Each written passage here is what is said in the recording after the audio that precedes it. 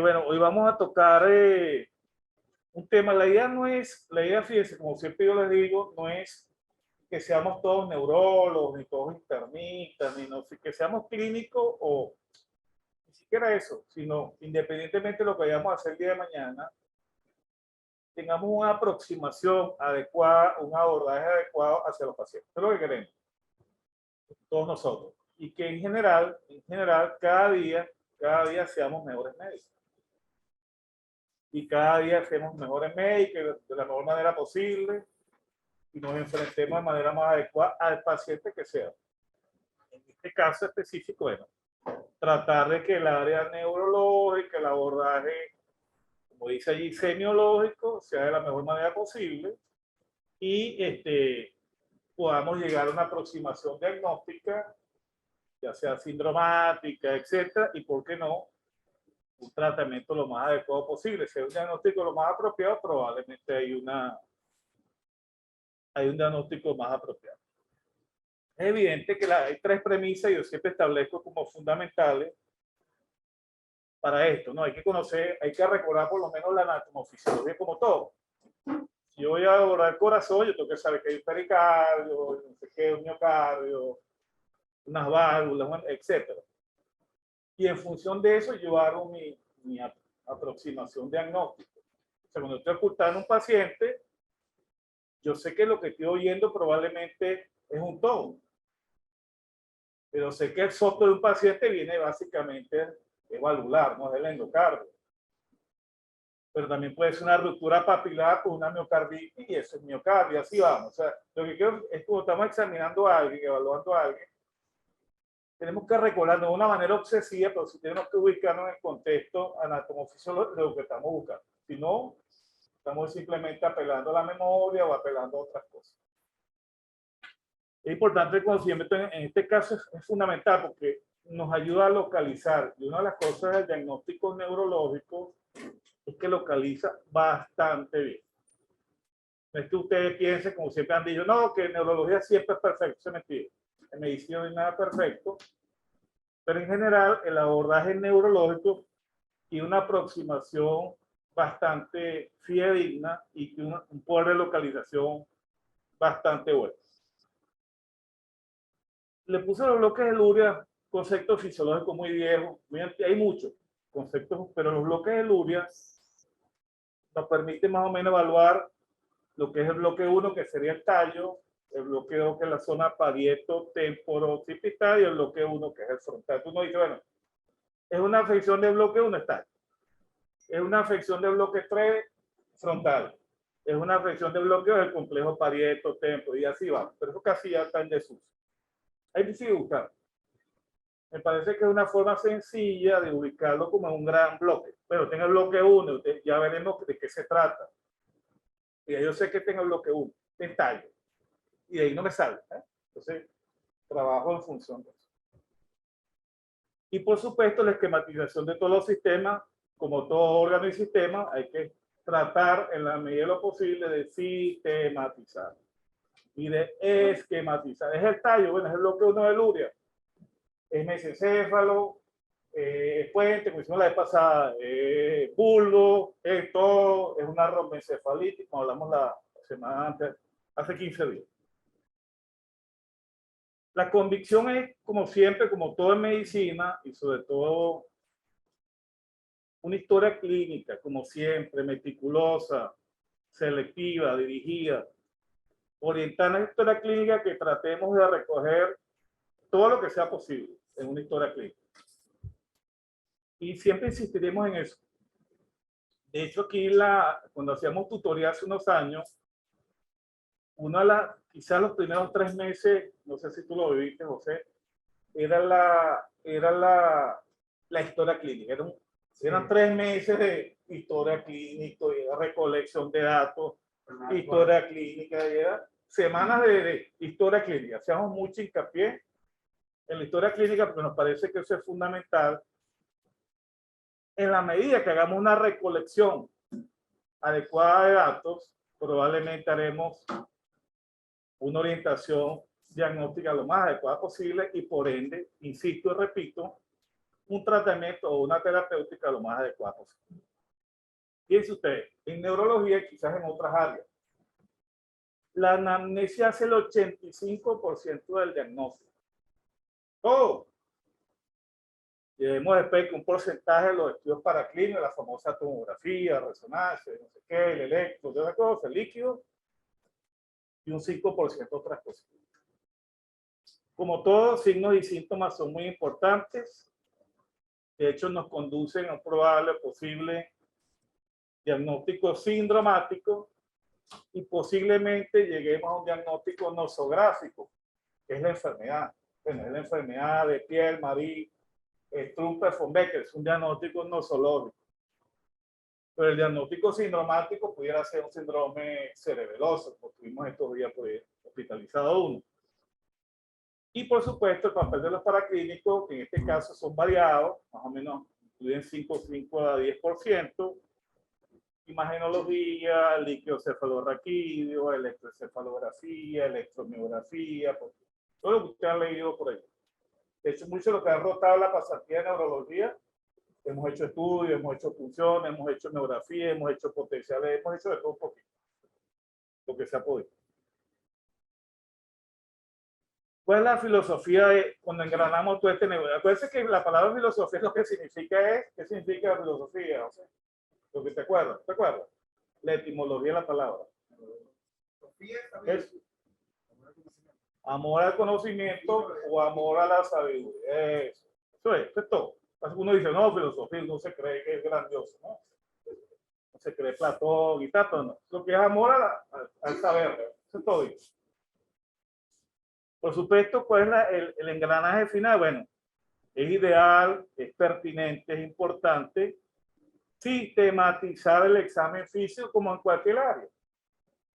Ustedes se ponen al lado derecho, en la cabecera del enfermo, ¿y qué hacen? Bueno, le ven el cuello, hay urgitación yugular, inspección, le ven el cuello, la tiroides, qué sé yo, la cuestión aquí, el pulso venoso, X, ¿no? La cosa. Después lo palpa, hay frente, no sé qué, sistematiza su examen también en neurología por demás, altamente sistematizable el examen clínico neurológico. A mí me gusta mucho esta cosa que dice aquí, eso es un invento mío, lo he repetido por años, la aproximación cráneo-caudal. ¿Qué significa? Simplemente yo examino de cabeza para abajo. Así el paciente esté acostado, sentado, de lado, boca abajo. Yo me tiro siempre de arriba y voy sistematizando. De arriba, desde el cuero cabelludo, tocar la bóveda del cráneo, percutirla, palparla, porque no hemos encontrado sorpresas, ¿no? Hundimiento, bombamiento, etcétera. Y el abordaje global multiperceptivo es simplemente que si yo estoy en la cabeza del paciente, en esa proyección cefalocaudal que les estoy diciendo, yo voy a tratar de ver qué cosas puedo obtener en ese cráneo cara. Los ojos, el examen fundoscópico, la pupila, pero también veo una vez si tiene anemia. A vez le pego los párpados, ¿no? Le voy adicionando, es aditivo, ¿no?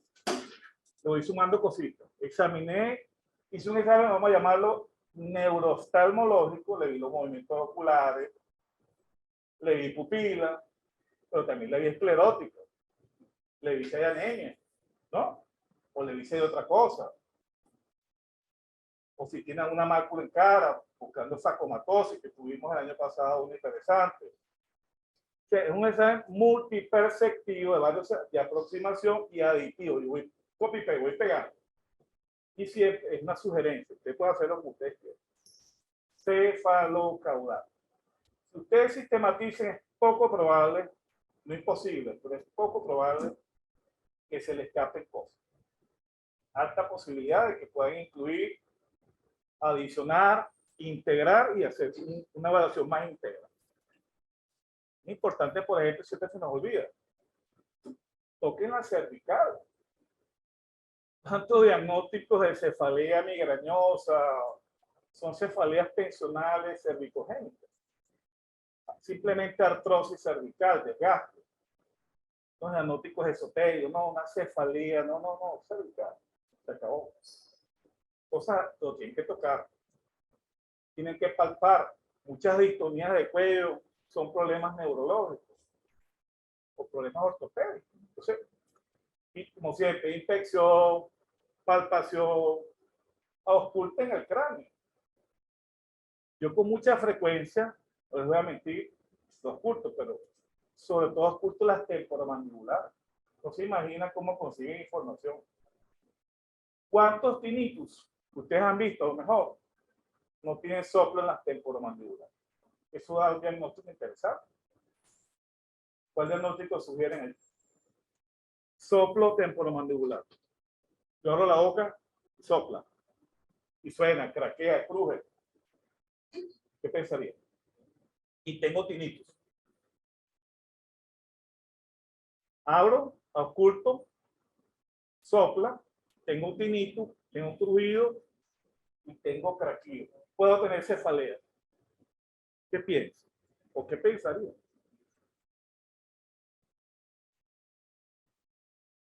No sé. ¿Qué quiera? ¿Qué se le ocurra? Sí, no es que sea tan específico, a grosso modo, sindromático.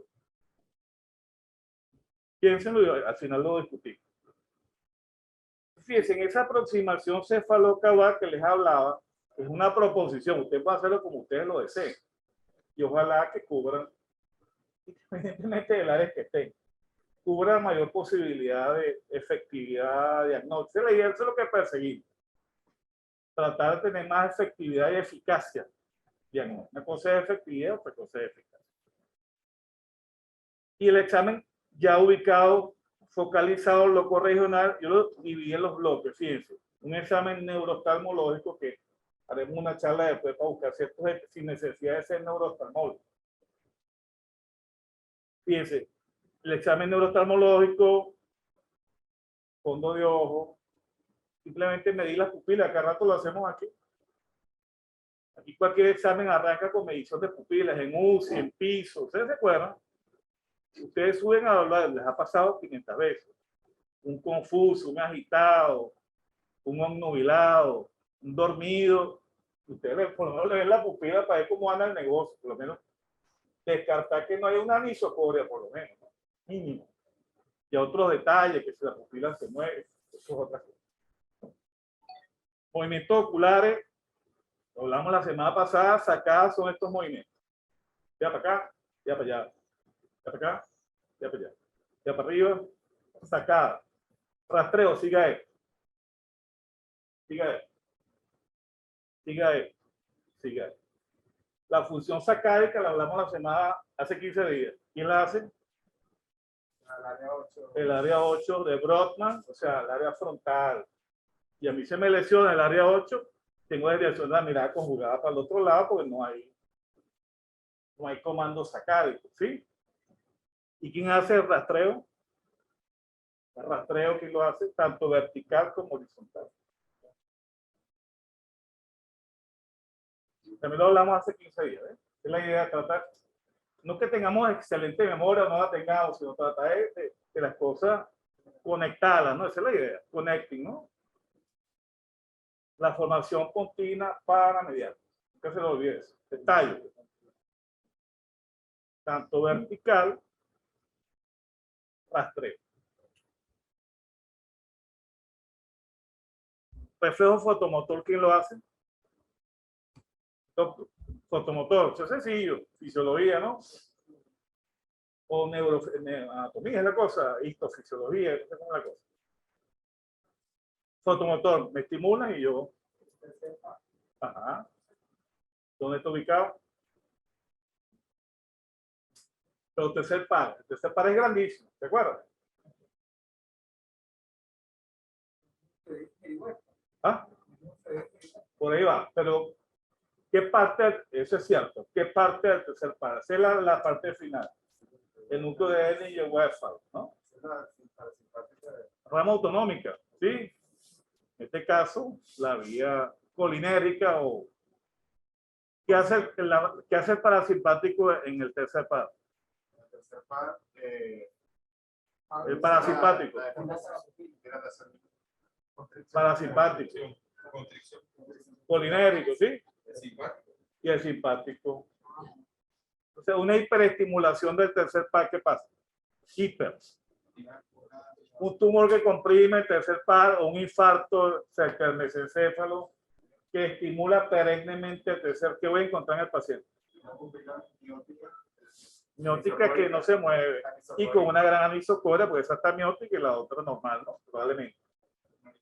A menos que exista el fenómeno que describimos, que esto empuje para acá, el fenómeno que no envolve, entonces se genera un efecto de rebote, ¿no? ¿Qué otra cosa?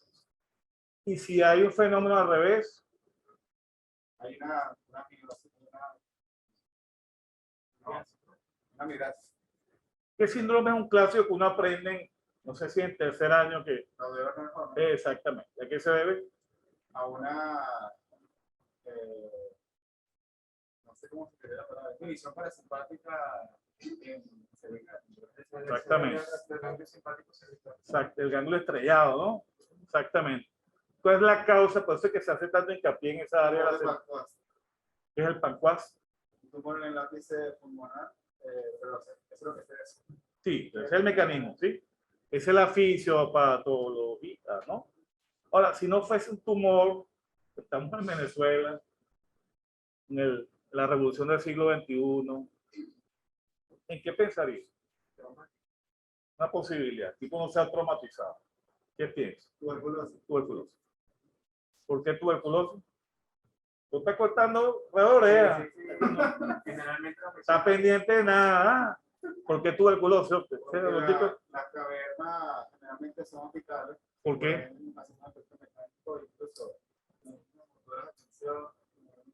Pero claro, el síndrome cavitario es más apical porque en TBC no es neoplasia, ¿no? Por altas presiones de oxígeno más arriba que abajo, ¿no? ¿Anatómico o fisiológico? Fisiológico.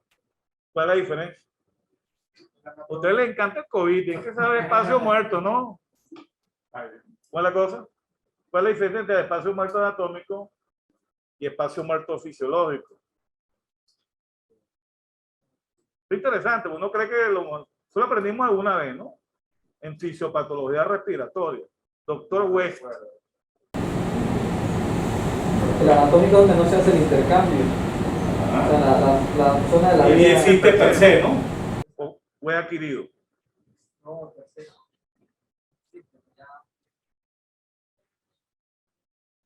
De hecho, no se lleva a cabo. El COVID que produce espacio muerto anatómico y espacio muerto fisiológico. ¿Ah? Ok. Y depende. Porque hay una zona que tenga mucha fibrosis. Exactamente.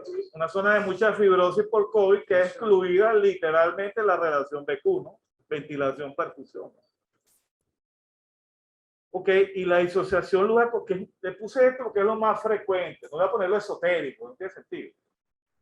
Eso ustedes lo van a ver cada rato, parece que lo vemos y no lo sabemos. O sea, lo vemos, pero como el cuento, ¿no? El que no sabe como el que no ve, ¿no? Lo vemos, pero no. Lo tenemos ahí y no lo sabemos. Disociación, el nombre lo dice. Disociación, luz, acomodación. Eso es muy frecuente en los pisos, pero no lo queremos ver. ¿Qué se le ocurre, doctor? Disociación, luz, acomodación. ¿Qué se le ocurre? Piénselo, disociación, luz. Es una función del tercer, te digo el doctor Eddie Werfa, la parte autonómica del tercero. ¿Qué hace? Refleja la luz, refleja la acomodación y el otro reflejo. Consensual, ¿no? Entonces, ¿qué sería una disociación luz-acomodación? Pero ¿cuál es la interpretación? ¿Cómo lo describiría? Usted dice, pero Pérez lo revisé en la 25-25 y tiene una disociación luz-acomodación. ¿Qué significa eso? ¿Qué me está diciendo? ¿Ah? ¿A qué responde y a qué no responde? No responde a la luz Es una pupila Y a la acomodación, sí. Eso es típico de una de ellas. Pero también lo da la diabetes. ¿Qué pupila es esa? Lo que lleva la doctora, que lo da la sífilis, lo da cuando la época de oro de la sífilis, ¿no? Y un nombre que la describió en 2 personas. ¿Cuál es? Eso se lo sabe. Es una pupila que nos enseñamos toda la vida, que es típica, se describió en sífilis, pero se puede ver en diabetes. esa es la. Se puede ver en siringomielia, se puede ver en miles de cosas. Agri Roberts. Algar Robertson, ¿sí? Algar Robertson. Y necesitamos ortocinético, que en la segunda clase de esto lo vamos a hacer en vivo, ¿se acuerdan? Necesitamos ortocinético y todas esas cosas. Otros pares craneales. ¿Cuál es el reflejo nasogravedad que ustedes se acuerdan? Ese mismo. Ah, ¿y qué hace? Exactamente. Doctor, ¿qué integra ese reflejo? Lo que usted se acuerda de anatomofisiología o de neuroanatomía. Pues. Esto. ¿Qué integra? ¿Cuál es eso? Los reflejos hay que buscarlos siempre así. ¿Cuál es la vía que lleva y cuál es la vía que trae? Aferencia. ¿El 5 es? El 5 es la aferencia. Aferencia. Y la inferencia sería el facial. El séptimo. Entonces, anatómicamente, ¿dónde estaría la integración de ese reflejo? Y ya nos hace un diagnóstico. ¿Vieron? Un diagnóstico loco. Ya sabemos que si el reflejo existe allí, esa vía tindemia, o esa zona del cerebro, ¿no? ¿Qué zona integra a quinto con séptimo? Ajá. Por delante del cuarto ventrículo, ¿no? Quinto con séptimo. Quinto está predominantemente ¿dónde? Lo digo. Pero no está el origen real. ¿Se acuerdan que ese origen real, el origen aparente, esa pata, pero no vamos a aprender de esa manera, pues es un fastidio. El origen verdadero, ¿dónde está? En puente, continuo. ¿Y el séptimo? Mira abajo. Mira abajo para séptimo. En el bulo está noveno, ¿se acuerdan? Noveno, décimo, undécimo. En el surco bulo protuberación. Ahí está. Quinto y séptimo, ¿sí? Pero no en el bulo muy abajo. ¿Y el mentoniano? Dice que hemos venido buscando cositas, ¿no? Estamos examinando al paciente, ¿no? Céfalo, caudal. Céfalo, estamos bajando, pero estamos todavía aquí metidos, ¿no? Mentoniano. Aferencia. Quinto. Exactamente. La rama motora es la masticatoria, ¿no? Ok. Facial superior e inferior, ustedes saben perfectamente evaluarlo, ¿no? ¿Cómo lo evaluaría, doctora? ¿Cómo evaluaría el facial? A grosso modo. Sin mucha complicación. ¿Qué le diría al paciente?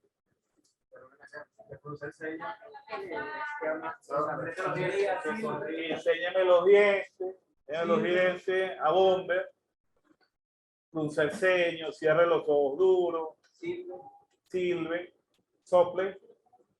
¿Okay? Claro, el grado variable, puede ser simplemente borramiento del surco, puede ser que no hay cachete, ¿no?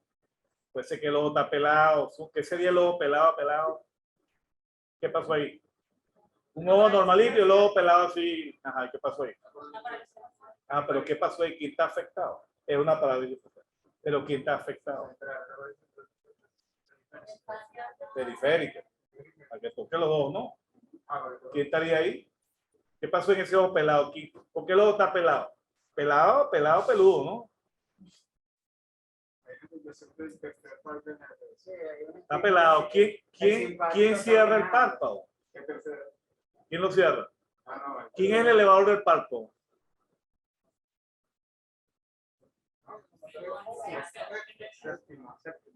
¿Quién cierra el párpado? Piensen en eso, el párpado está pelado porque, o por dos mecanismos, o porque lo sube está excitado, porque lo baja no sirve, ¿no? No es la O, no hay otra posibilidad. Entonces, Porque el tercero es el que sube el cuarto, elevador. pero el que baja es el séptimo. Exacto. Por el auricular de los El auricular. Auricular y oculi, que forma parte de algunas con parte de fibras con el frontal. Por eso es que el frontal falla también. Ok. Ya ahorita lo vemos. Y la motilidad de los palatinos, de lo que ustedes se acuerdan de neuroanatomía, doctora, ¿usted? Neuroanatomía, lo que usted recuerda, lo que usted se acuerda. Por. Cuando yo le digo, abra la boca, ¿qué le digo al paciente? A ver si se mueve, ¿qué le digo? Ah, tú no ves, no es simétrico, está caído, es lento.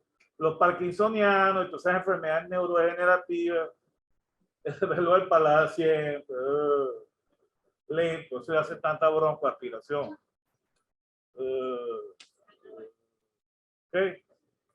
Cuando hay lesiones de puente, esclerosis múltiple, lesiones focales, uno ve, amén, por supuesto, de la disfonía. O el cambio de voz, una voz hipofónica, dismeloide, no se entiende casi. Quizás disástrica, ¿no? Palpación y percusión de la... Ah, bueno, por supuesto, los movimientos de la lengua. ¿Quién integra los movimientos de la lengua, doctora? ¿Usted? ¿Qué par es ese? 12.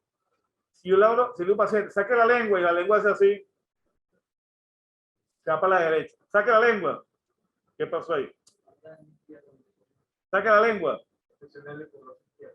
¿Ah?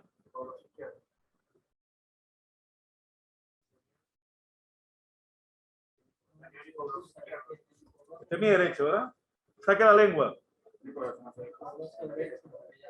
Hipogloso derecho. Y predomina el geniogloso contrario, que es el que empuja. ¿Okay? Y lo que le decía hace unos minutos, siempre es prudente tocar cervical y sobre todo los puntos de Arnold. En la consulta, o sea, siempre tocamos puntos, buscamos gatillos, etcétera, que pueden producir dolor. De hecho, al revés, cuando colocamos botox o colocamos bloqueo, colocamos el área de Arnold y mejora muchísimo los pacientes. Pero hay que localizar el punto.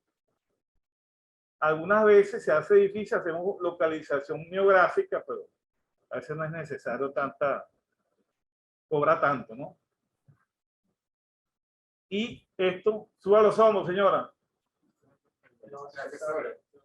¿Cómo se llama ese nervio? Espinal. Tóquese las orejas con los hombros. Espinal, ¿sí? Y la versión cefálica, ¿quién la hace? Señora, déjase el hombro. ¿Quién hace eso? Claro, pero ¿qué par craneal había eso? El mismo espinal. ¿Vale? O versión o suba. O sub y versión, como quiera. Un baile, ¿verdad? Bueno, fíjate lo que decía la doctora. Entonces, fíjese un signo clásico, uno siempre se acuerda, bueno, tiene nombres propios, no se acuerda, pero bueno, es una manera también de ver las cosas, ¿no? A mí me encantan los nombres propios, los de fondo, es una cuestión personal. Criticable, etcétera, y me gusta. Signo de ver, no sé. Pero, ¿cómo yo busco el signo de ver? Ajá. Y Con la condición del ojo hay una movilidad hacia arriba del ojo que no puede bajar tanto. el ojo se mueve. O sea, el ojo está... Porque el ojo no tiene nada que ver con el séptimo. La pepa del ojo no. La pepa del ojo no tiene nada que ver, la motilidad de la pepa del ojo no tiene nada que ver con el séptimo. Hay una función incompleta Pero el ojo no tiene, la pepa del ojo no tiene nada que ver con el séptimo. Ok, y el signo de Negri, ¿se acuerdan? El lado paralizado expulsiona más la rama frontal, pero no hay pliegues. No hay. Pero expulsiona porque el frontal comparte fibras con el tercero. Lagostalmos, epífora, buccinadores, maceteros, todo lo que hay que palparlo igual, el tono. ¿Y porque hay trastornos de sensibilidad, doctora, a la punta de la lengua? ¿Usted por allá? Porque hay trastornos de la sensibilidad a la punta de la lengua. ¿Qué tiene que ver eso con el facial? Volvemos a hay que recordar un poquito la neuroanatomía. Dos tercios de la lengua, la lengua. Dos tercios. El tercio, ¿ah? La rama de ¿Cuál rama del facial? un nombre propio. Nombre propio. Pero tú lo puedes decir, es simplemente el nervio cuerda del tímpano, ¿sí? La punta de la lengua, entonces usted, y eso pasa mucho, usted con una paletica, le toca los 2 tercios por todo, ¿cómo siente? Chévere, la punta no siento nada, o siento menos. Ahí me ponen el 7 bits. ¿Pone? El 7 bits. 7 bits. Es una manera de recordarlo. ¿Y por qué la hiperacusia? Porque el nervio le está pegando. La estapedia, ese reflejo que nos amortigua los sonidos, se pierde, entonces los sonidos me molestan. Entonces se perdió el reflejo estapedial. Es un modelo de hiperacusia, no amortigua el sonido. Si tengo asimetría velopalatina, ya lo dijimos. Por cierto, ¿qué nervios estarían implicados un velo caído? Noveno. ¿Qué más? ¿Posible otro? ¿Cuál? Es posible. Fíjense, si yo tengo una viejita, por cariño, de 82 años, señora, ahora la boca y se le cae la plancha, la cosa, y eso pasa cada rato, ¿no? Sí. O sea, se le viene, ¿verdad? Entonces ahora lo diga, y el paladar está así, la viejita está así, también su postura está así, los párpados los tiene a mitad de camino también, todo el mundo está caído. Los párpados así, está cansona. ¿Qué piensa? El vago. Está así. La viejita de 82 años le abre la boca y de ahí paladar así. La familia dice que se ahoga con la comida, que se ha puesto ronca los últimos 2 meses.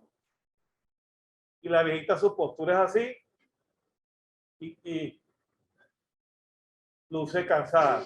Como short breath. No, Disney, ¿no? El parte de abajo Sí. Y está cansada, sí. Y está así. el laringe recurrente. Así. Y los párpados también están a mitad de camino. Mira, doctor, yo me siento mal, ¿puedo sentar? ¿Qué piensa? 82 palos. Una lesión a nivel de luz. Pero fíjense, Miastenia, pues, de una la cosa. tenia tiene muchos sistemas, lo que hablamos al principio, ¿ves? Usted tiene que tratar en la medida de lo posible integrar. Es mujer. Es muy difícil en un núcleo así integrar todo el negocio. Integrar debilidad general, paladar, sí, por supuesto, disfonía, por supuesto, ronquera, por supuesto, y los párpados también. Tendría que ser un tumor de todo el tallo. Es una variante, pero teníamos que tener una lesión muy grande en el tallo, desde bulbo hasta por ahí arriba, que me explique que eso no existe. Un tumor de esa magnitud, un infarto de esa magnitud, la viejita no estaría en la consulta, ¿no? En UCI ya pidiendo pista, ¿no? El año pasado tuvimos uno, ¿te acuerdas? Comenzando el año, tuvimos en enero del año 21, tuvimos un Eaton Lambert para neoplásico. ¿Cuál es la diferencia? O sea, El Eaton Lambert es una especie de miastenia miopática. No es una miastenia de verdad. Es una condición que se asocia, tiene rasgos de miastenia, sobre todo desde el punto de vista electrofisiológico, pero tiene reflexos osteotendinosos, sobre todo patelares, y tiene trastornos vegetativos prominentes. Es más en masculino, el Eaton Lambert, y generalmente es para neoplasia. Sobre todo cáncer de pulmón. Que avanza la edad, es mujer, la probabilidad de padecer el miastenia. Sí, sobre todo miastenia de verdad graves, porque existe miastenia, depende del Osserman, ¿no? Una miastenia ocular es un Osserman 1, eso no es grave, pero un Osserman 3, 2B, 2A, es un Osserman clásico. Eso es una grave, ese es el diagnóstico de miastenia. ¿Por qué le digo eso? Hay que tratar, insisto en esto, sistematizar, aglutinar, lo corregir en la medida que lo posible. A veces no se puede, ¿cómo hacer? Pero una lesión del nervio frénico, Ajá. nervio recurrente no haría ronquera con ¿Y los párpados? Entonces, es la idea de integrar todo el negocio. Ah, no, claro que sí. Una lesión del vago me da lesión acá, pero ¿qué me daría el vago? Que uno no lo busca, ¿ves? Se nos olvida. Pero cuando recordamos la neuroanatomía del vago, ah, no, lo hubiese buscado. Exactamente. Exactamente. Las lesiones del vago darían manifestaciones de frecuencia cardíaca, todo ese perolero. Porque es un nervio que se encarga de eso, el neumogástrico, ¿no? Entonces, ¿qué pensar? Ambos lo tenemos en las manos. Mira, pues este paciente tiene una bradicardia. Y mira, está hipertenso. Ah, pero también tiene eso. Entonces, y los internistas a tratar la hipertensión nada más. Los sartán, de qué cosa. Pero resulta que hay que integrar todo. Puede hacer caso que nada más el vago Sí. ¿Qué condición? Te imagino. Yo la vi mucho hace más de 40 años en mi rural, yo lo veía con cierta frecuencia. Ya eso casi no se ve gracias a... ¿Ah? No. William Chagas criollo nuestro, y no recuerdo que sea tan digestivo, es más cardíaco. En Brasil sí. Mucha calacia, yo sé qué cosa, megaesófago, megacolon, megaestómago, ¿no? Intoxicación por fosforado. Hacía unas crisis colinéricas macabras. Macabras porque esos son anticolinesteras, ¿no? Esa es la base de los fosforados, ¿no? irreversible. Es reversible, con los antídotos, claro. ¿Qué le pondríamos? Si es un agonismo colinérgico, ¿qué le ponemos? Atropina. Anticolinérgico. Es que es muy sencillo. Claro, lo que pasa es que uno, y por eso las medicaturas rurales, ustedes lo hicieron rural, siempre habían dos cosas que no pelaban nunca. Adrenalina para los paros y sulfato de atropina. Para los paros también, pero también para las intoxicaciones por fosforado. Eso, gracias a Dios, cada día menos. Posición primaria de la lengua. Uy, si tuviera aquí hipernia, que vimos, él presentó un caso donde la posición primaria de la lengua hizo el diagnóstico. ¿Qué pueden ver la posición primaria de la lengua? Saque la lengua, se fue por un lado, ya lo dijimos, ¿no? Hipoglosia. Pero ¿qué otra cosa podemos ver? Saque la lengua y es una lengua así. ¿Qué es eso? Una lenguota. Una lengüechola. Una especie de gigantismo. Puede ser. El tipo no es acromegálico ni tiene gigantismo. Ni tiene Down. Ah, ya sé qué es. Sí, que eso hay que, por eso que parecido, está cerquita. Amiloidosis. No hay amiloidosis y así aprendemos a hacer el diagnóstico de amiloidosis sin hacer necesidad de biopsia. Y fue el caso que presentó la tesis de Pernilla, fue sobre amiloidosis de Andrade, que un caso autóctono, bueno, autóctono pues lo vimos aquí, pero la amiloidosis de Andrade es portuguesa, los portugueses que están sembrados aquí, ¿no? Pero hicimos ese diagnóstico y su tesis fue de amiloidosis, un caso clínico, amiloidosis de Andrade, e hizo una revisión de la literatura. La posición primaria de la lengua, las ondulaciones y la macrorosa casi siempre sugieren amiloidosis. De hecho, cuando uno ve eso, casi es innecesario hacer la biopsia de lengua o la biopsia de mucosa rectal con rojo Congo para hacer el diagnóstico contundente, definitivo y fehaciente de amiloidosis, que sería la prueba de congofilia, ¿no?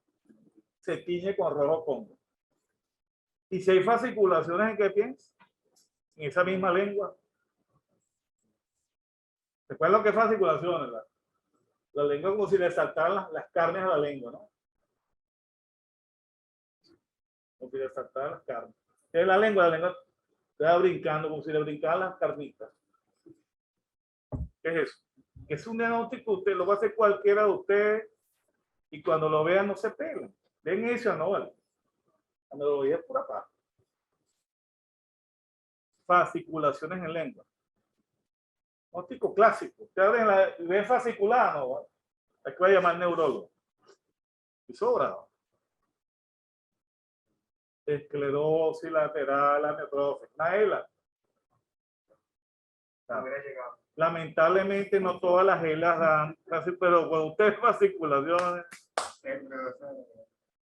probablemente tengan la batata, fasciculación en el muslo o en los brazos, y la tienen lengua y eso está diagnosticado. Y está bastante avanzado.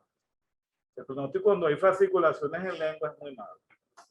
Casi que uno le pone fecha. Probablemente uno se lo va a decir al paciente. Desde la fasciculación de lengua, no, como 6 meses, 9 meses. Generalmente cuando fascicula la lengua ya están con disfagia, ya han tenido por lo menos 3 neumonías por aspiración, ya tienen una voz gangosa, doctor, yo vengo acá, tú reíste. Ese tipo de lenguaje. Y por supuesto ya tienen atrofia, muy atrofiado y postura viciosa, probablemente ya en silla de ruedas. Se calcula ahí 9 meses éxitos letales, ¿no? No, porque es una condición neurodegenerativa, no es inflamatoria ni es inmunológica, es neurodegenerativa. Hay pacientes que vean bastante, pero yo me digo que están en cierre, pero... Muela. Bueno, a mí en mi consulta, la que más me ha durado 12 años.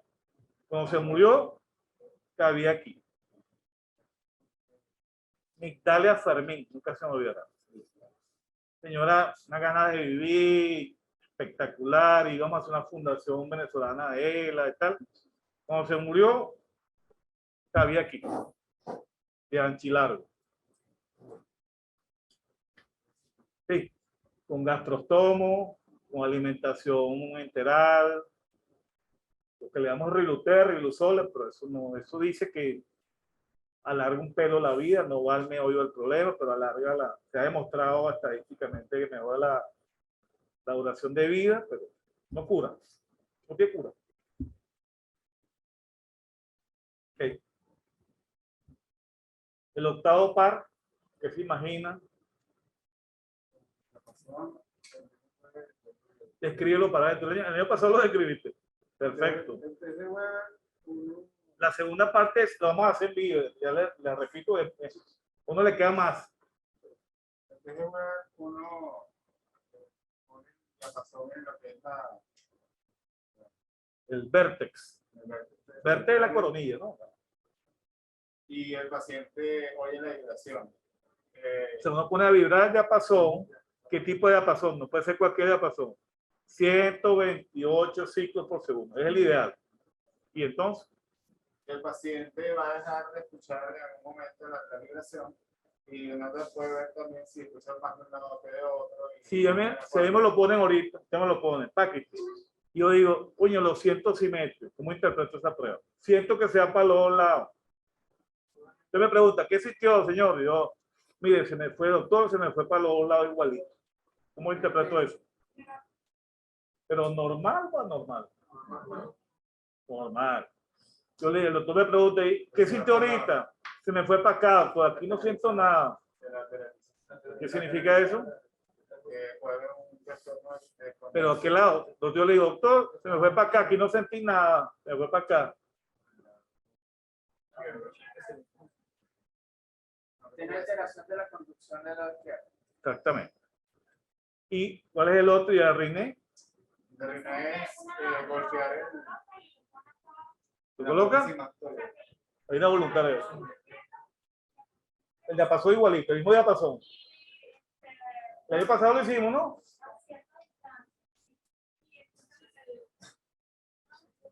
Pero ¿cómo es la prueba completa? No, la prueba es, uno golpea el diapasón y lo pone aquí en la apófisis mastoide. ¿Esa es conducción? Ese es ósea. Ósea, ok. Y cuando deja de sonar, uno pone... uno le dice, señor, mire, le voy a colocar el diapasón. Como usted deje de sentirme a mí, me hace así. Y luego cuando deje de oír, me hace así. ¿Cómo es la relación allí? 2 a 1. 2 a 1. ¿A favor de quién? ¿Verdad? Aérea. Eso es lo normal, la conducción. Pues el diapasón, como usted dijo, pero aquí Señor, cuando deje de sentir, usted me avisa. Y después cuando deje de oír, me avisa también. ¿Sí? Y ya. Ya. La conducción aérea debería ser 2 veces la conducción en condiciones normales. Y la parte y la rama vestibular, doctora, allá, el termo, la parte vestibular del octavo, puede que son 2 ramas, coclear. ¿De qué se encarga la rama vestibular? Del octavo, ¿se acuerda? Neuroanatomía. Equilibrio. Pero al equilibrio, yo no puedo decir que el cerebro es quien se carga el equilibrio. De la orientación, ¿no? De la actuación. Parte del equilibrio, pero no todo. Entonces, ¿cómo mido, cómo evalúo esa rama vestibular de ese octavo par? 11 grados.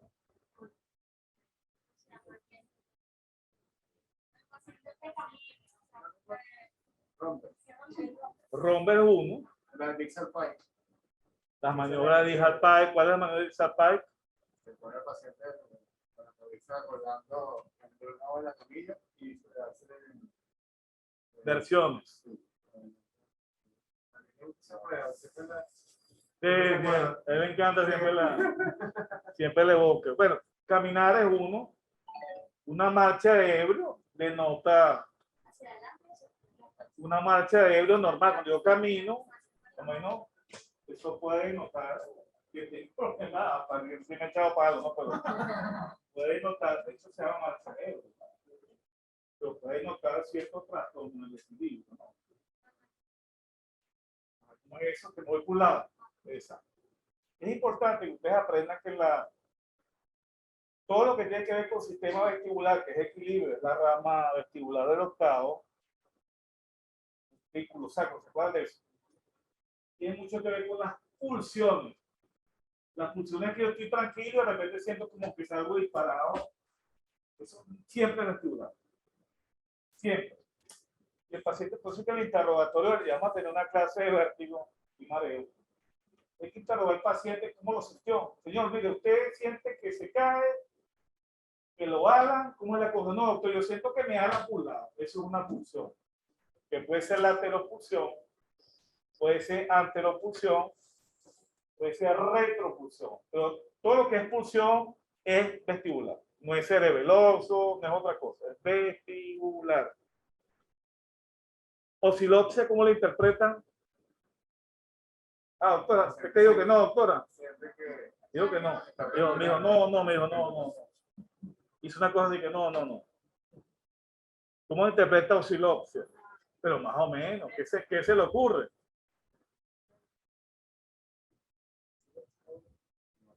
¿Qué se le ocurre? ¿Qué le parece? ¿Qué intuye?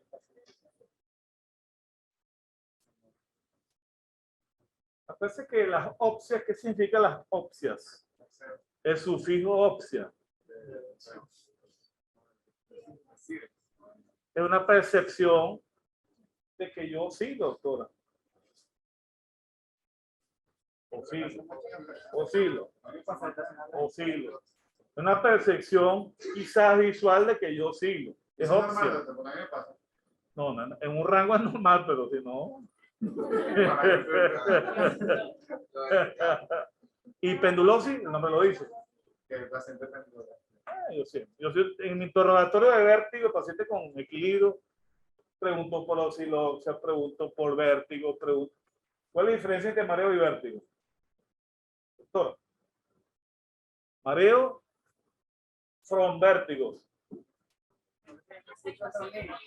¿Ah?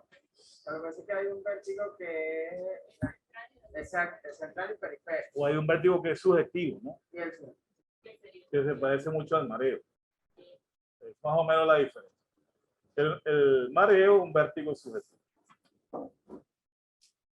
Bueno, ¿y los reflejos oculovestibulares cómo los buscan?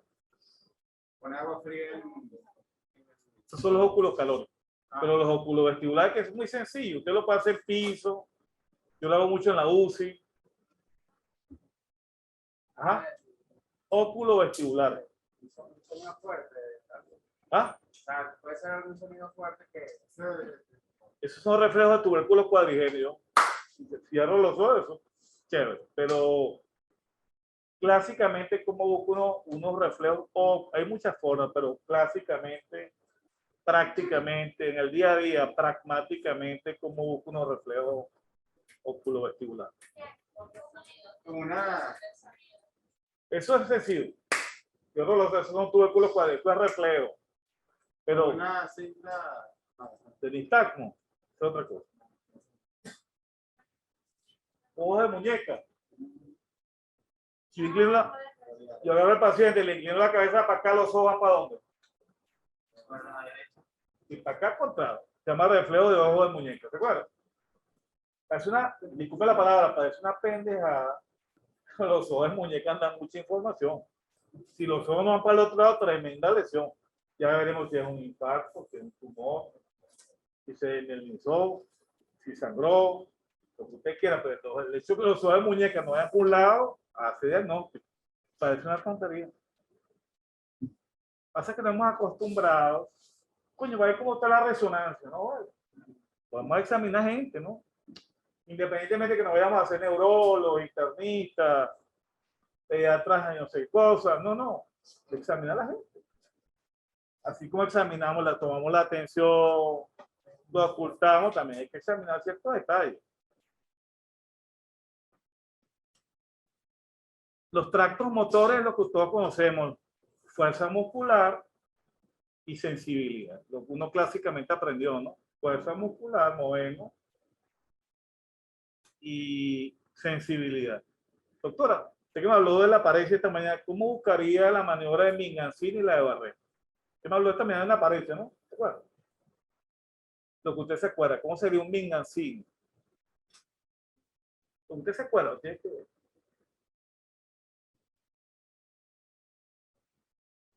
¿Y para qué sirve? ¿Sirve para algo? ¿Sirve para nada?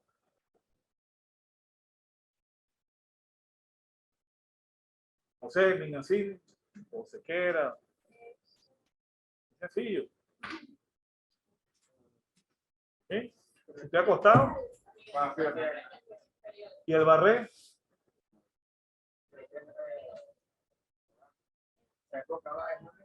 Exactamente. Y lo que mide fuerza. Espontáneo, frente a resistencia, vence gravedad, pero no vence resistencia. Uno le va colocando 2 sobre 5, 3 sobre 5, y así va, ¿no?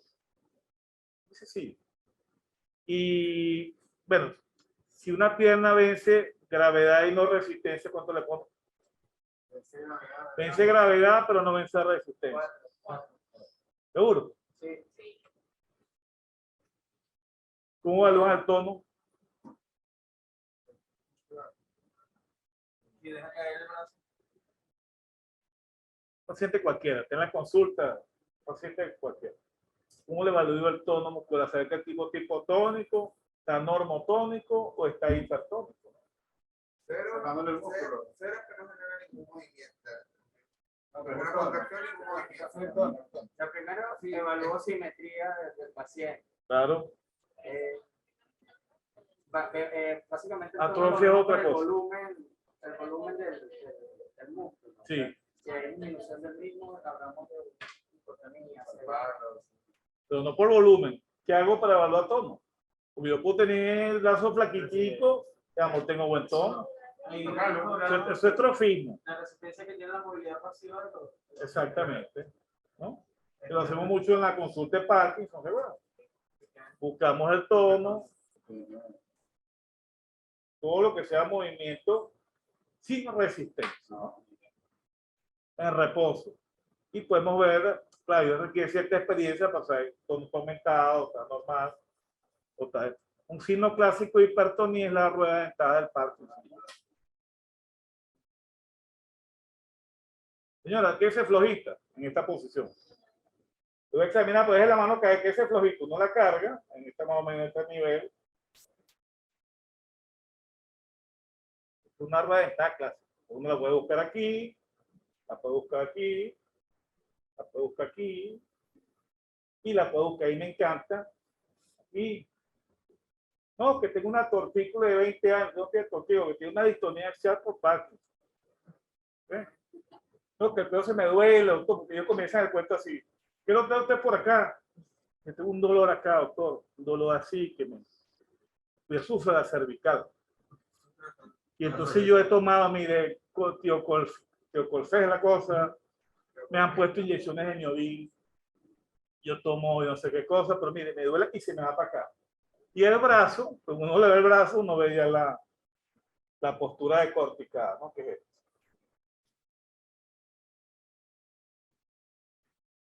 La postura clásica de Parkinson, ¿no? Así. Tengo motilidad automática asociada a eso.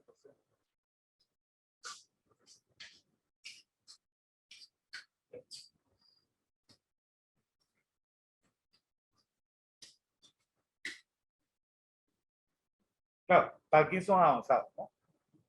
Sí. Doctor, no sé si hay una excepción, pero cáncer hipertonía. claro, secuelas de ACV, claro, claro. ¿Por qué mecanismo? Liberación piramidal, ¿no? Hipertonía, en mi parece hipertonía, rigidez o espasticidad. E hiperreflexo, ¿no? Todo eso es piramidalismo. Cuando resulta es educar, en teoría debería haber hipotonía. Depende del nivel. ¿Por encima de quién o por debajo de quién? Claro. Y porque acuérdense que en la médula tenemos la integración del uso, ¿no? Y los mapas sensitivos, la sensi, con una prueba de sensibilidad. Señora, ¿cómo siente usted? Aquí no siento, aquí uno va haciendo el mapa. No, mira, pero si te hipoestésico aquí y hasta aquí, oye, probablemente, ¿qué miotoma es este? De aquí a aquí. Es un mapa. ¿Qué miotoma me cubre de aquí? ¿Qué miotoma? Fíjense, desde el deltoide hasta mi pliegue bicipital. El sexo cervical superficial es de 1 a 4. Pero mire, geográficamente, ¿qué miotoma me cubre de mi deltoide a mi de 5 y de 6? ¿Qué miotoma me cubre aquí? Fíjale, mira, yo siento menos aquí. La ciudad tiene un cáncer de mama, de radiado, tiene un linfedema de ese lado, ¿no? No pueden, no tú, que no puedes pinchar aquí porque se te sacaba la mano. Dice el tío, bueno, ¿no? Dormida aquí, la radiaron. ¿Qué miotoma es ese? 4C5, C3, parte de C3. ¿Y aquí? C2C1. ¿Okay? ¿Y aquí?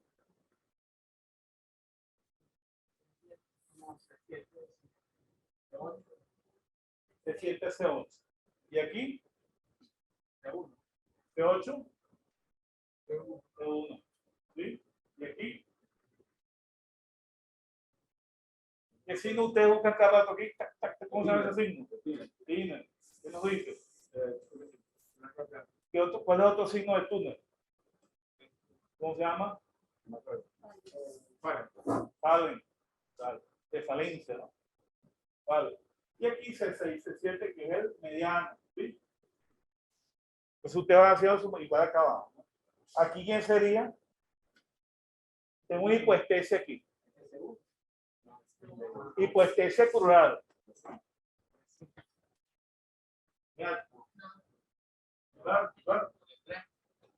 ¿Cuál? ¿Qué más? L2, L3. Tengo esto dormido y el patelar lento o bajón. ¿Cuáles son los que tomo?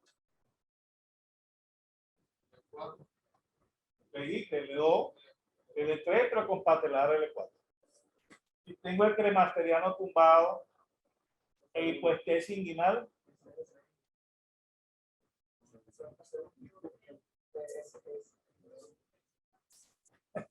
Complicado, ¿no? Ahí, porque me dio a la vuelta. Y la planta del pie del dedo gordo, ese mapa, ¿a quién le corresponde? Planta del pie, dedo gordo. ¿Quién integra allí? ¿Ah? Y otro más. Esta es la planta también. L5. Y batata pura externa. Aquí, izquierda, pues. L4 con quién más. L5. Y batata interna, L5. Es más o menos una manera gráfica, de muchas formas. Ustedes van haciendo su mapa y entonces pueden saber en un momento dado dónde está la lesión, ¿no? Es una hernia discal porque está dormido el L5S1, tiene reflejo aquí, etcétera, etcétera. Fíjense los modelos de sensibilidad. ¿Cómo evalúan palestesia, doctor? Palestesia, ¿cómo la evalúan? Palestesia. Vamos a hacer una segunda sesión en vivo, más fácil. Tapazón, cualquier cosa que vibre. Había unos aparatos que utilizábamos antes que se llamaban biotesiómetros. Unos martillos tenían velocidades. Sobre todo diabéticos que tienen esos panadizos analgésicos que no sienten nada. Uno les daba y entonces, sienten, uno aumentaba. Sienten, no, todavía no sienten, nunca sentían. ¿No? Es palestesia vibratoria, la varestesia, ¿cómo la harían un paciente dado? ¿Cómo examinarían varestesia? Muy sencillo. ¿Ah? Presión. Una presión con objetos. Le montan un objeto que haga mucha presión, porque si no, ¿cuál sería el otro que haría, doctora, si le monta un objeto encima? Bueno, no sé qué es peso. ¿Y cómo evalúan batiestesia? O estereognosia, ajá. ¿Cómo es eso? Una toca. Exactamente. Hay que cerrarlo. Tiene que, si no. Y entonces le digo, señora, ¿dónde está el dedo? Pero, movimiento que confunda, ¿no? ¿Qué mide eso? ¿Cuál es la información que me está dando la estereognosia normal? ¿Qué vías deberían estar indemnes? Neuroanatomía. Las vías posteriores. Los cordones de Hollywood. cordones de Golgi-Burdach. Perfecto. La estereognosia o batiestesia, sentido de posición, da mucho, sobre todo esos pacientes que llegan con ACV en la emergencia y a uno se ubica. ¿Okay? Y grafestesia. Generalmente yo dibujo números y los confundo bastante. Y la simultagnosia. Identificar dos cosas. Dos estímulos insincrónicos. Las piernas, señora, ¿qué siente usted? ¡Rum! Ah, bueno, sentí que me puyó la pierna izquierda, nada más, seguro. ¿Y por qué sucede eso? ¿Qué se imagina? Uno, que el lado que no siente está dormido, es una posibilidad. Y si no está dormido, ¿cuál sería? Pero la interpretación arriba, ¿cuál sería? Las dos piernas conducen perfectas, pero una extingue. ¿Por qué? Es interesante porque hay patologías que son así, sobre todo la esclerosis múltiple es así. Pacientes de amor tienen los grados de sensibilidad, los mapas sensitivos bastante similares, pero hay un lado que lo extingue, lo desaparece. Se llama fenómeno de extinción. Eso lo hace la cápsula interna, ¿okay? Y el tálamo. Interesante. Y algunos infartos de tálamo, el de Yerino-Rosito, síndrome vascular vegetal. Bueno, que hablamos. Los cutáneos abdominales presentes que me dicen qué miotoma está indemne o qué sistema está funcionando machete. Los cutáneos abdominales, ¿se acuerdan cómo buscarlos, no? Exacto. Superior, medio, inferior, ¿no? Como periumbilical, que así sería el lado y lado. Entonces, ¿qué me dice? Si los cutáneos abdominales están indemnes, están normales, ¿qué sistema me está diciendo que está perfecto, que está indemne, que funciona? ¿O qué miotomas? Imagínense. Cutáneo abdominal. El maruto, ¿qué miotoma es? El maruto, ¿qué miotoma es? ¿Se acuerdan? Los pezones, estos bichos, ¿qué miotoma es? ¿cierto?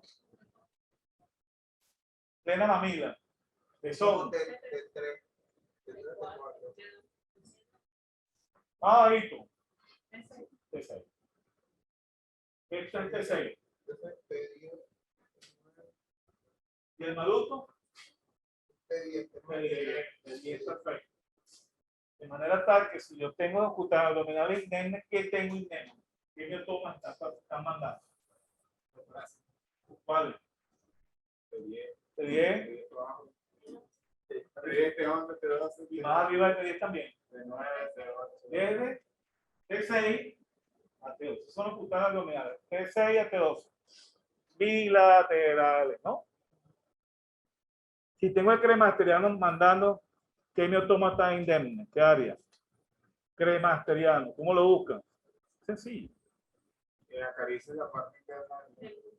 Inmediatamente, ¿no? ¿Cuál sería un equivalente al cremasteriano si no lo pudieran buscar?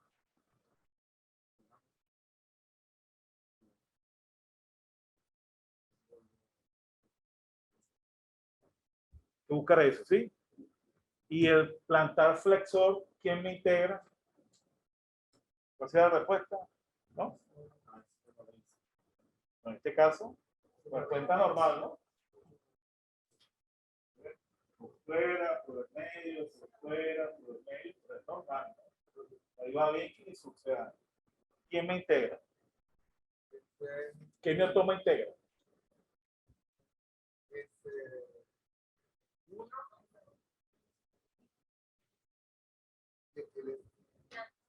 El equipo que es arriba, el uno es abajo. Según el C2. Ok, y bicipital, ¿quién ya lo dijimos? ¿Quién integra? Tucum, tucum, ¿no? Tucum, tucum. Bicipital, tucum, tucum. Vamos a hacer que en vivo, ahí nomás vida, porque tenemos profesora Martillo, son ya pasó, el 5 de 6, lo que no puede el doctor ahorita. ¿Y el estilo radial?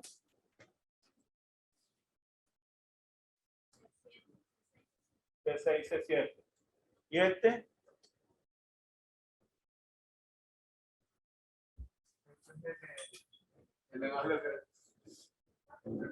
Hasta el E4 inclusive. ¿Y los aquilios?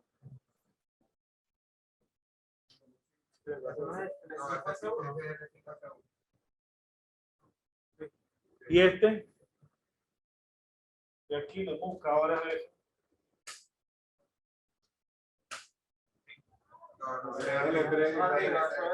como el euro el L3.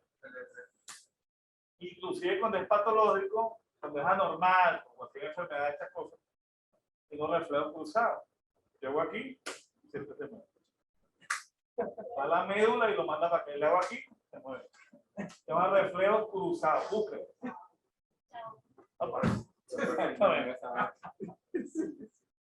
Cruzado. Ayuda muchísimo.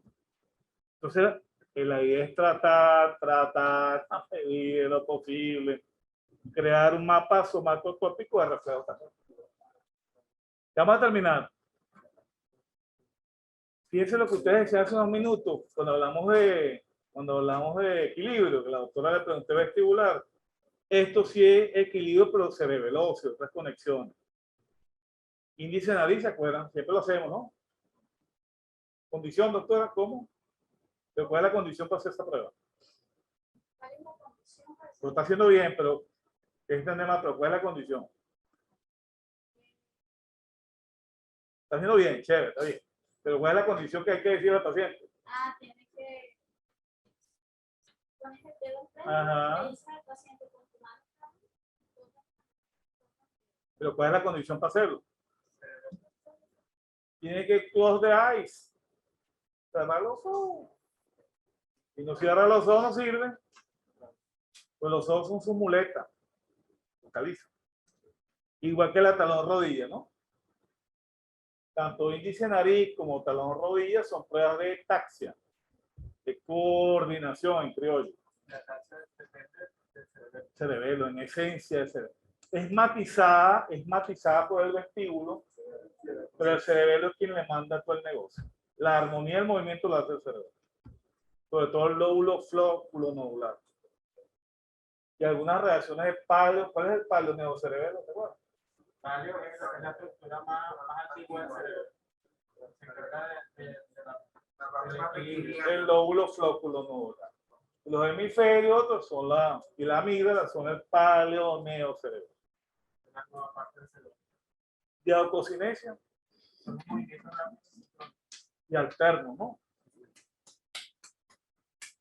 El lado humano. Ustedes ven cómo se empieza La alteración se llama diadiadocosis. y si no existe, adiadococinesia. Que es una disfunción disdiadococinesia. ¿Y cómo sé que es una adiadococinesia y no es otro problema motor del paciente? Bueno, la premisa es esa. Si el tipo está hemipléjico, va a tener adiadococinesia, porque no puede mover la mano. Pero si el tipo no está hemipléjico, no tiene problemas motores, es que no coordina, ¿no? ¿Sí? Siempre sobre la palma de la mano. Son movimientos así, adiadococinesia sería así. Alternos, sí. Repetitivo, sincrónico. Métrica y dismetría. Es cuando uno dice al paciente que por lo menos que unamos los mismos. Exactamente. Yo lo hago mucho con el martillo, lo vamos a ver ese día. Entonces, señora, tóquese la punta de su nariz y me toca la punta del martillo. Entonces el paciente, no es facilito. Cuando lo toque, yo se lo muevo. Usted tiene que tratar de ubicarlo. Esa es su métrica, la métrica del paciente. No la métrica mía. Entonces, tóquese la punta y toque el martillo. Entonces, bien, bien, yo se lo muevo. Lo persigue o no lo persigue. Eso me dice su capacidad de métrica. Cómo calcula sus distancias. Eso lo hace el paleoneocerebelo. Fenómeno, esto es en enfermedad. ¿Se acuerdan lo que es el fenómeno? Hay muchos. El museo que yo siempre busco son como más frecuentes. Miden todo. Archi, paleo y neo, todo el cerebelo. Que es el fenómeno de Stuart Holmes y el fenómeno de Chile. ¿Cuál es Stuart Holmes? Cuando lo puede recibir el paciente dice que uno le quita la mano y se golpea la cara. ¿Por qué pasa eso? ¿Cuál es la fisiología de eso? Porque, o sea, no, ¿Qué es eso en esencia? ¿Qué es eso en esencia? Eso lo tenemos todos nosotros. Si no chocaríamos con todo, ¿no? Es como un freno, ¿no? No es como parte de la dimensión. Es un reflejo postural. Entonces, en muchas enfermedades, cerebelo, palio, no sé qué, se pierden los reflejos posturales. ¿Qué dice el doctor? Altagracia, una cosa. Paz Castillo, Altagracia y todo. Altagracia, es así. El libro de Poli. Hay un municipio. Se llama Paz Castillo. Este sabe allá. El procurador José Ramón Medina nació allí. Derivante nació allá. Puro sabio. Derby. Eso esperamos de ti. Hay un matemático que es un experto mundial en teoría, el tipo que más sabe teoría de conjunto en el mundo. Altagracia y Toco. No me acuerdo el apellido. Yo me casé por segunda vez ahí. Me recuerda esa historia.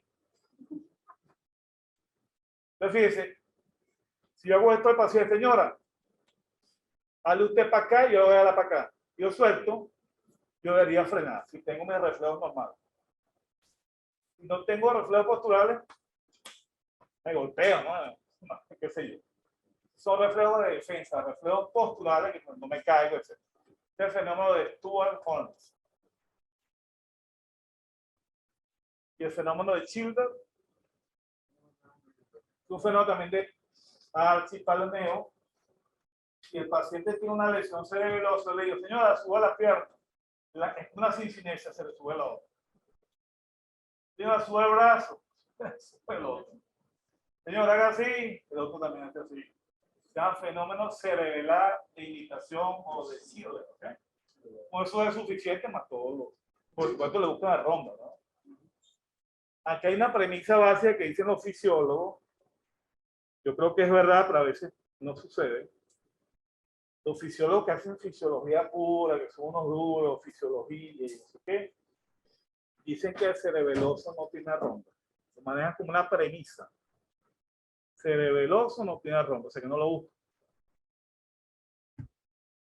La marcha. ¿Qué marcha recuerda? Ya estamos terminando. Marcha de top. ¿Cuál es la marcha de top? ¿De top cuál es, doctores? Coño, ¿ese es Dragon Ball? Coño, mis hijos, uno es médico ya, el tipo no dormía viendo eso. En serio, el grande, el médico. El tipo, yo tenía que pararme de madrugada por el tipo, yo oía el susurro. Vegeta es la cosa, Vegeta, tú Vegeta, y yo, coño, ¿qué es Vegeta? Vegeta. Tuki. El tipo salió una neurosis con Vegeta. Entonces íbamos a los Estados Unidos, no, hay que comprar Vegeta, porque no dormía. Y el más chiquito, el que le sigue, son grandes ya, pero el que le seguía, se montó en ese tren, pero es menor. No dormía. Increíble, no sé cómo hacían. Entonces eran como varias series, ¿no? Una detrás de otra, una detrás. No dormían. Yo los castigaba, tenían que estudiar, tenían que. Vegeta, no, una cosa. Es Vegeta, ¿verdad? Se va a poner.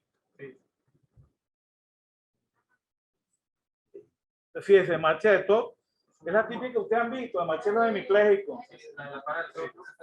Un pie, pero Marcha en helicóptero o de segador. Porque de todo también se la pared de sector.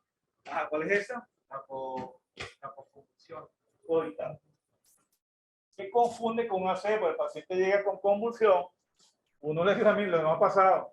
Y también para ello, no, que hizo un ACV, no, es un estado cogital de todo, que puede ser inhibitorio, sensitivo, se le durmió todo.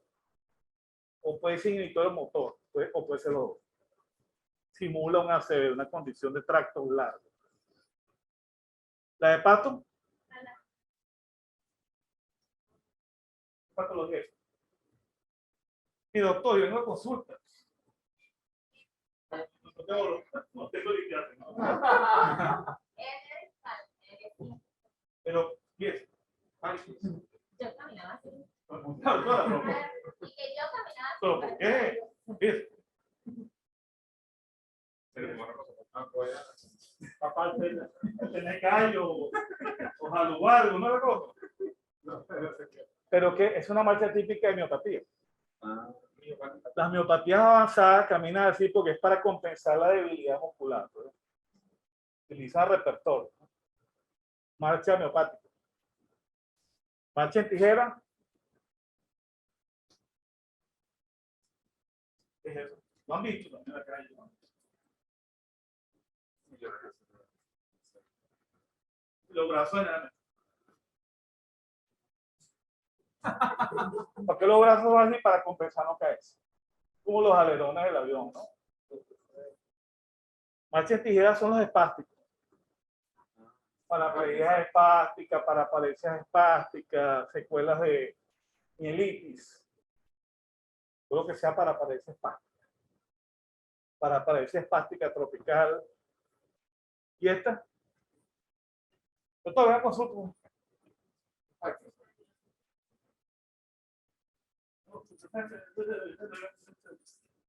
¿Qué es eso? Puede ser Parkinson, pero puede ser una cosa que le gusta a usted.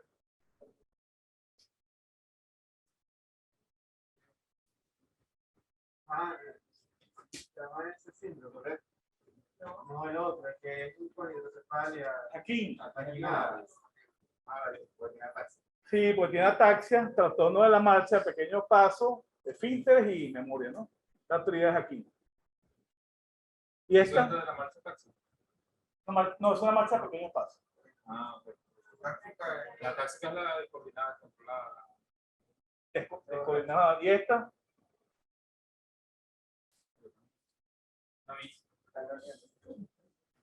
Doctor, tengo una consulta. Sí. Una consulta, doctor, ya llegué. Sí. ¿Cómo? ¿Qué marcha es esa?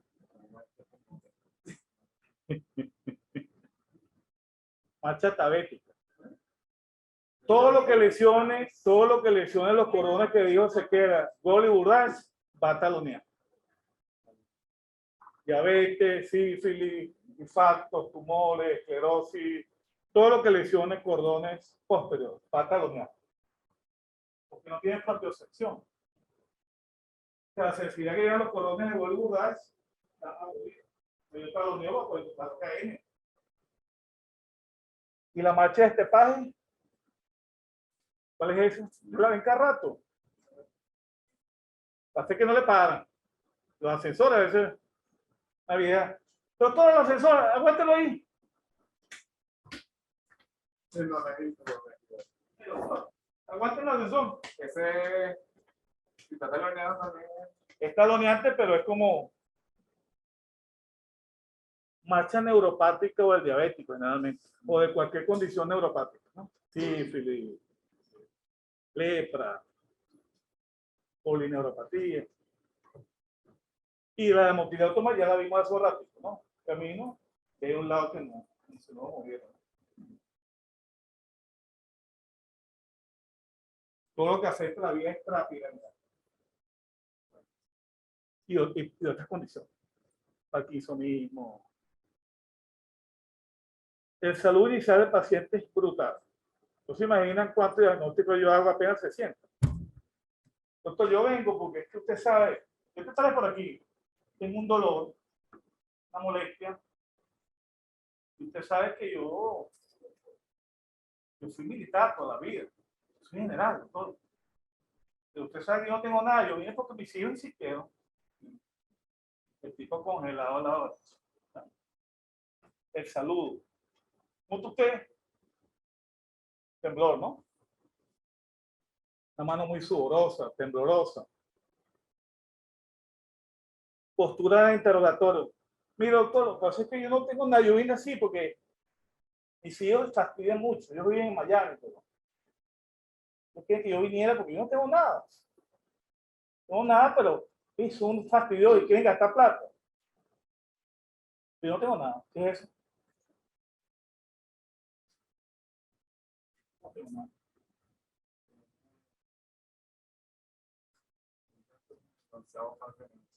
No tengo nada. ¿Qué es eso? Una cefaloplegia. ¿Qué? ¿Qué implica eso? ¿Qué piensan? ¿Qué pasó ahí? Puede ser una distonia del cuello que me está empujando la cabeza para adelante. Eso es extrapiramidal. Pero puede ser que insuficiencia de los músculos para sostener. Se ven muchos los problemas extrapiramidales. Parkinson, esclerosis lateral, parálisis supranuclear progresiva, enfermedad de Stewart-Richardson o sepsis, ese problema de cosas raras. O esto, ya lo dijimos, posturas de cortical en consulta, ¿no? O en parado, sí. Todo bien. Se me olvidó la derecha. Todo perfecto. Usted sabe que yo, si usted sigue así, nada de que esto se mueva, ¿no? Es una alteración de la pirámide. Y extrapiramidal también. Mixta. Es un McAlpine. Pirámido, extrapiramidal. Y esta, doctor, yo no sé qué me pasa, pero yo no me sostengo. ¿Qué es? De repente, ajá, y entonces se como que me va a poner votos, ¿verdad? Entonces, ¿qué es? Seguramente consulta con ese asesor. Aparte de posturas distónicas, búsquese la causa. Y esto, estoy viendo a José, tú eres José, ¿verdad? Eres José, yo no te reconozco bien, pero tú eres José. Exactamente. Eso es típico de quién. La fase de halcón. Lo dijeron, hoy lo hablaron aquí, lo lanzaron. Se ven muchas miopatías avanzadas, distrofia de Steiner, distrofia muscular. Lo dijo José hoy, miastenia. Ustedes van fase de halcón, piensen en miastenia. Algo que nuestros papás no pueden subir. Los papás no suben, entonces yo para compensar levanto la cabeza. Y la fase, por supuesto, hipomímica la conoce usted. Inexpresiva, fase congelada del Parkinson, ¿no? Y todos los parkinsonismos asociados, atípicos, al Parkinson Plus, todas estas cosas. Los esquemas de praxia, ¿saben lo que es la praxia, no? Ah, doctora, ¿qué es la praxis? ¿Qué recuerda? ¿Qué es la praxis?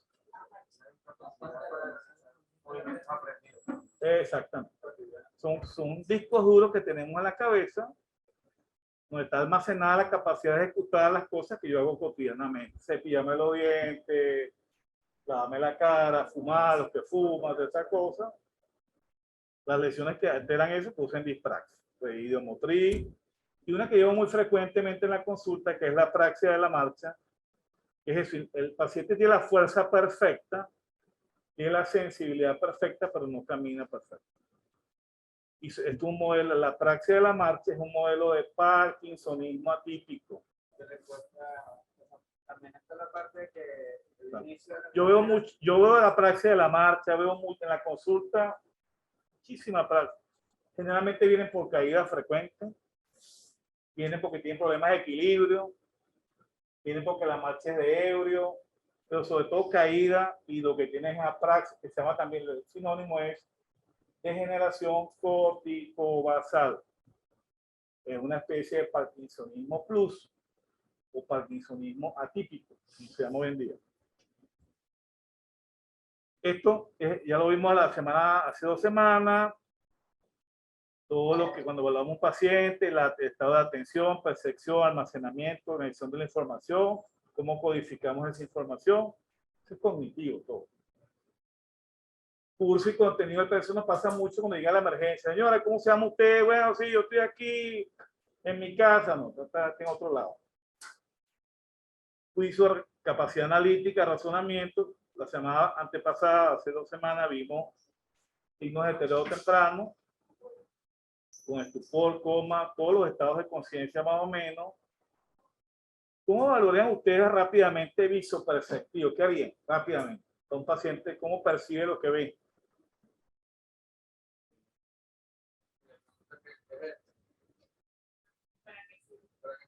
Exacto. ¿Y visoconstructivo?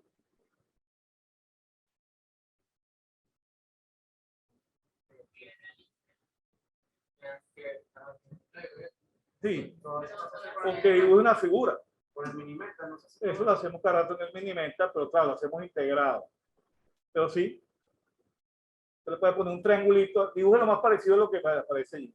O como hago yo, le pongo un redondo, dibújeme las 11:30, las 11:20. Le ponen 11, digital 2, 20. O ponen el puntico con un palito, o ponen los 2 palitos, pues no sabemos qué dice ahí. O sea, todas esas posibilidades. Entonces, con cognición. Funciones corticales superiores. Concordancia afectiva de la condición. ¿Cómo te sientes, vieja?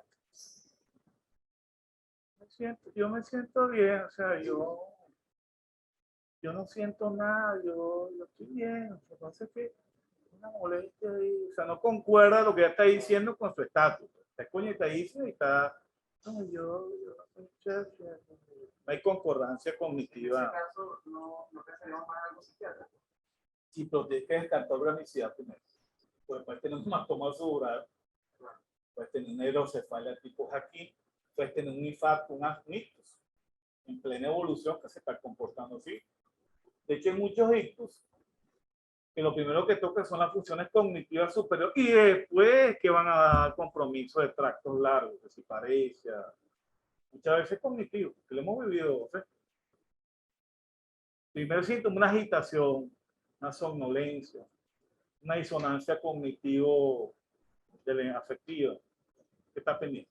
Puede ser el diagnóstico diferencial con patología psiquiátrica, claro que sí. Y el lenguaje, por supuesto. El lenguaje no simplemente pensar Sartre, no Sartre, afasia, no. Como es la afluencia, cuántas palabras emite en un minuto, cómo es la longitud, lo que arma una oración, arma una frase, no arma nada, es disártrico, cómo es la velocidad del lenguaje, articula bien, cómo es la prosodia. Yo estoy bien, pero prosodia inadecuada. Eso puede sugerir lesiones frontales, ¿no? O psiquiátrico, como tú dices. O muy frecuente intoxicación medicamentosa. Toma losartán, toma digital, toma no sé qué cosa, y de paso tiene infección urinaria.